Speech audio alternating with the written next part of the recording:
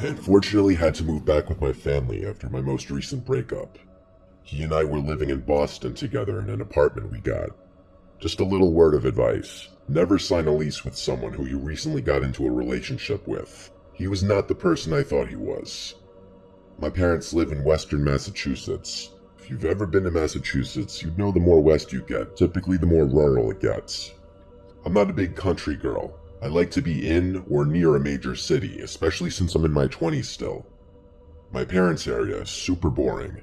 I'm hoping I'm only here temporarily until I find another apartment I can afford myself, though I'll be staying away from Boston for reasons. I had to get a job back at the urgent care facility I used to work at before I moved. They welcomed me back excitedly, even if it is just temporarily until I move again. The trade-off with this job, though, is that I tend to work undesirable hours, meaning overnights. Though the shifts are easy, they're boring, and they entirely mess up my sleep schedule and social life. Not that social life is even the best around here. After my shifts, sometimes I'll stop for what's considered my dinner, usually takeout since not much is open at these hours. Though this morning, I got out at 4 a.m., and there's a bagel place that opens at that time, and they serve a lot of types of food. So I stopped by there and grabbed a chicken sandwich and a salad. I was going to eat it once I got home. I also had to make a pit stop for gas as well. I stopped at the local Shell station, one of the few gas stations open at this hour that was on the way home. The parking lot for this station is huge, and yet I hardly ever see any other cars in there even during the day. I went inside to pay cash to save a little money. I went back outside to the pump, and there was now another car at one of the other pumps. It was a blue sedan. A guy got out of the car as I was walking over to the pump I was at. As I began fueling, I noticed him start to fuel up as well. I guess he locked the handle in place so that it would automatically keep dispensing gas without him holding it, because he walked through the two pumps to my side, and then said to me, "Want to see a funny trick?" I immediately hated this interaction. Still, for some reason, I said, "What's the trick?"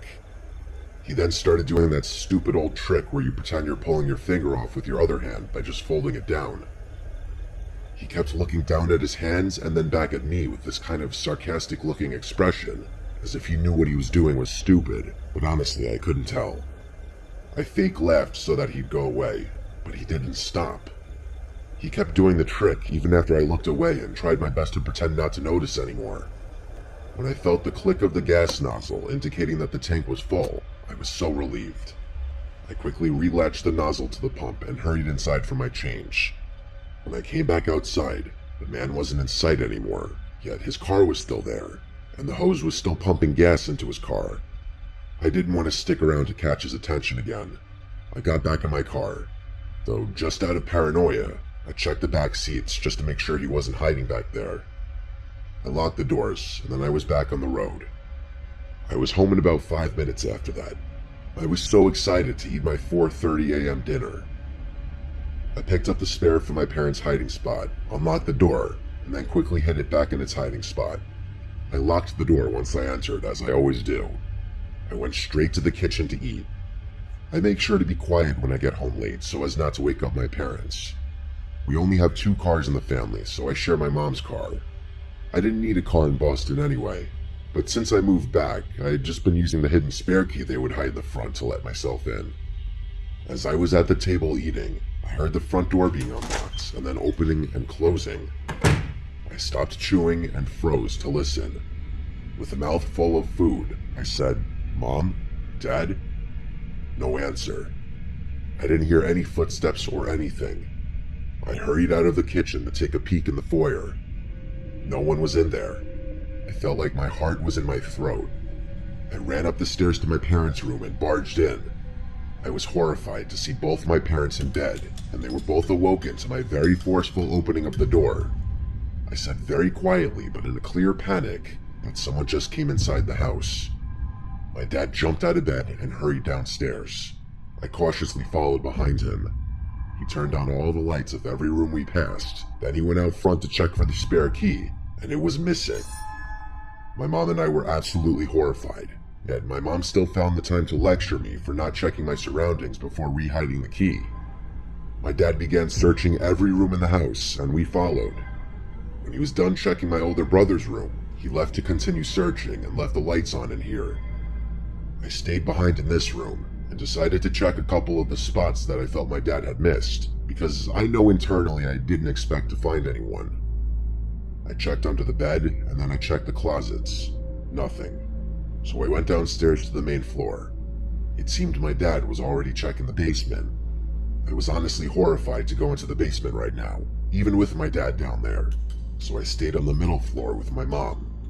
But curiosity still got me, and I went to the dining room, which is adjacent to the foyer by the front door. I got down on my knees and looked under the table, and there he was. It truly did not feel real. There was that man from the gas station, hiding under the dining room table. I recognized him instantly. I screamed as loud as I could, and in response, my mom started to scream too.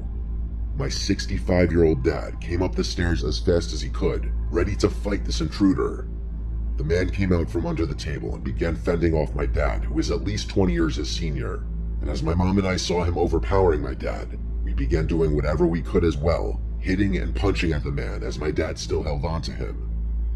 It was when all three of us were attacking him that he finally decided to retreat and fled through the front door. This was when we called the cops, and thank God for a quick response time. However, that man still had the key to the front door. That night, the police left a police car parked in our driveway to deter that man from coming back. My dad wedged a chair in front of the front door as well and slept in the living room. The next day, he switched out the lock to the front door, and with that, my parents' days of hiding a key outside were over. I do feel guilty for bringing that dangerous man to my parents' house, and it was definitely on me for being careless. But honestly, I think that man followed me with his headlights off, because I didn't see any cars behind me the entire ride home. I'm happy for my and my family's safety though.